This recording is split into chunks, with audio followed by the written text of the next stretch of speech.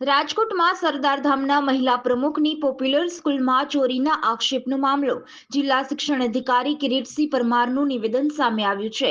તેમણે કહ્યું કે અમારા દ્વારા ખાસ સ્કોડ બનાવી તેના દ્વારા તપાસ હાથ ધરવામાં આવી છે।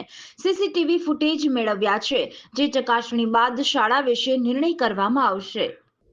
ત્રંબા ખાતે આવેલી પોપ્યુલર શાળાની વાત તમે કરો છો, જે શાળાની અંદર એવો એક મેલ આવેલો હતો કે બાળકોને ચોરી કરવામાં આવે છે, પરંતુ અમારી પ્રાથમિક તપાસની અંદર તાત્કાલિક ધોરણે અમે અમારા ઝોનલ ઓફિસર વર્ગ 2ના અધિકારીશ્રીઓ દ્વારા એની તાત્કાલિક તપાસ કરવામાં આવી, જેમાં અમને એવું કશું જણાઈ આવેલું નથી।